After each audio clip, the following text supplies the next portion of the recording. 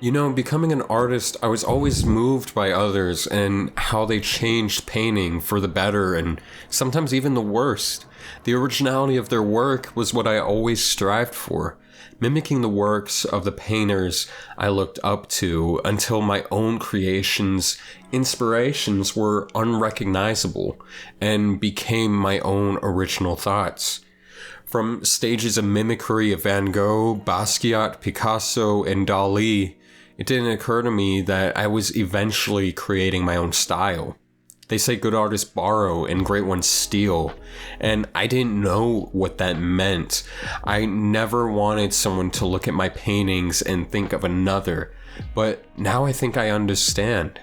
See, the painting I'm working on was one that I had stolen from another. It was a Dali.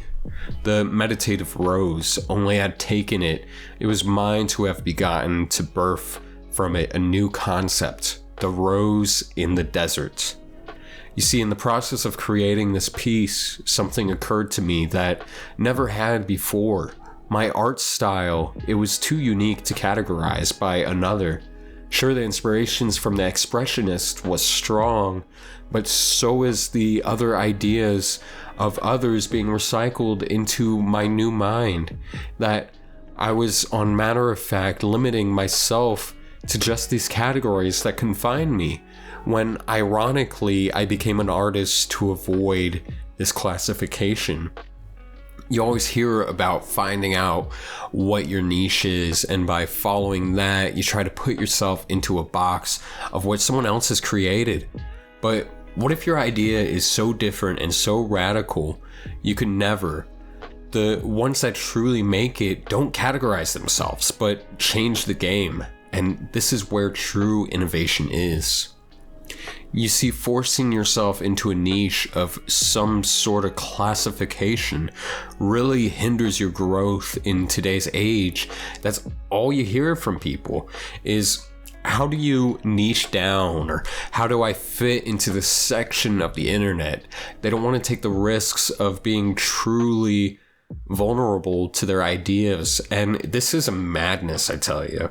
Where would Picasso be if he only stopped innovating within his classical works, or actually listened to his friends that told him that his new work was terrible? Without taking the risks of his family's reputation to elevate his work to the next level, he would have never became the Picasso that we know. I tell myself this because sometimes I'm desperate to take the easy way out. Sure, I could draw a realistic portrait or do commissioned work or some sort of gimmicky pop art, but where's the fun in that? I don't want to have drawn a Mickey Mouse for it to only be a reminder of Walt Disney, but to have stolen the concept of Mickey Mouse and created a masterpiece like Cause has.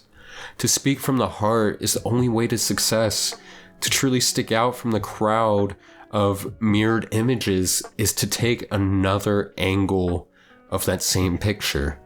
What I pride myself in is creating work that makes people know it was by me, to have a truly original design while also still being relatable to others. And the truth is, you only find it by being genuine with yourself and not conforming to these ideas of others. Sure, it's vital to take criticism, but don't let it hinder you or make you lose confidence, because in the end, you're the only one who sees your vision for what it's worth and what it could be until you bring it out into the physical realm.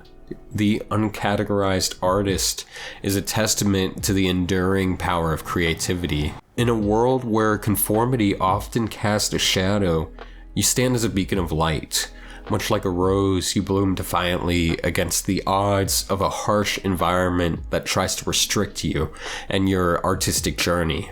Yet we persist and push on, pushing the boundaries of what is expected and enduring the harsh scrutiny, blooming in a vast ocean of uncertainty and evoking what it truly means to be the light in the darkness.